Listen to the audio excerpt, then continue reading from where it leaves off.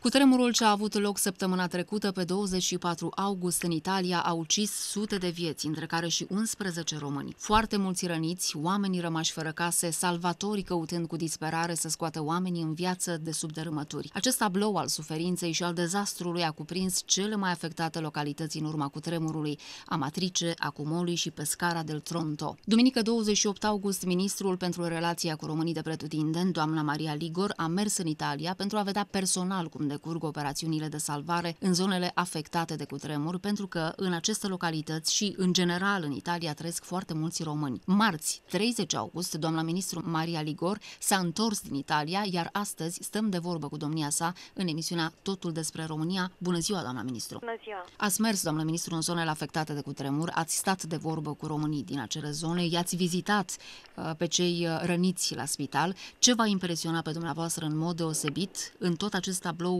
devastator și de nedorit lăsat de seismul care s-a petrecut în Italia? M-a impresionat foarte mult solidaritatea de care dau dovadă în aceste zile atât italienii cât și românii din Italia. Mai ales mă gândesc la cei direct afectați de cutremur.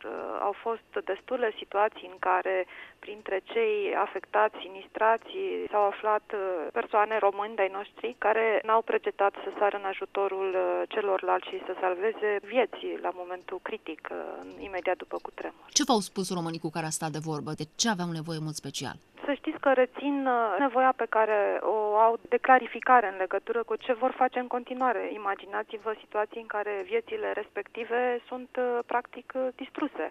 Sunt oameni care și-au pierdut rostul, și-au pierdut casele, și-au pierdut poate un apropiat, și-au pierdut slujbele, pentru că multe din locurile unde ei își desfășurau activitatea, fie că vorbim de un restaurant sau, de pildă, un caz, poșta din Amatrice, nu mai sunt. Sunt pur și simplu distruse și, din păcate, ei rămân fără loc de muncă. Deci ceea ce au nevoie imediat este de această susținere, de sprijin și inclusiv sprijin financiar, așa cum guvernul de altfel a și decis, imediat, cât mai repede cu putință. Cum vor fi ajutați concret în continuare de către autoritățile române compatrioții afectați de acest seism? Așa cum cunoașteți, probabil, guvernul a decis în ședința de luni, de la începutul săptămânii, o serie de măsuri concrete, ajutor financiar pentru cei care și-au pierdut casele, ajutor pentru cei care și-au pierdut un apropiat, pentru copii orfani sunt măsuri specifice, pentru cei care și-au pierdut din bunuri și așa mai departe. Deci toate aceste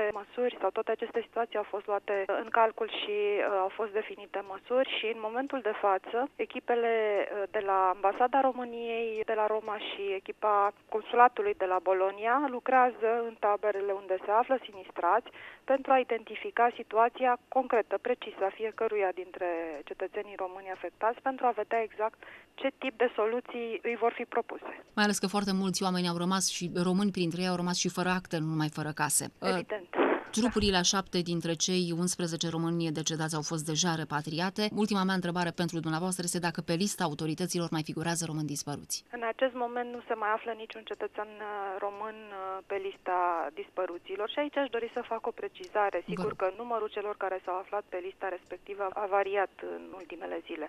Asta pentru că pe listă erau reținute toate sesizările adresate Ministerului de Externe sau direct Ambasadei de la Roma în legătură cu românii despre care rudele sau prietenii nu aveau vești. Nu erau toți neapărat din regiunea afectată de cutremur și s-a acționat destul de repede și mai ales cu sprijinul Ministerului de Interne în țară am putut să ajungem la fiecare din persoanele de pe lista respectivă și vă pot confirma faptul că nu mai avem niciun asemenea caz în atenție în momentul de față. Vă mulțumim foarte mult, doamna ministru, pentru interviu și vă așteptăm și altă dată la dialog cu vești bune, cu vești frumoase, de fapt. Numai bine! Numai bine și dumneavoastră! Am stat de vorbă la Radio România Internațional cu ministrul pentru relația cu românii de pretutindeni, doamna Maria Ligor, despre situația românilor afectați de cutremurul petrecut în urmă cu câteva zile în Italia. Rămâneți cu Radio România Internațional.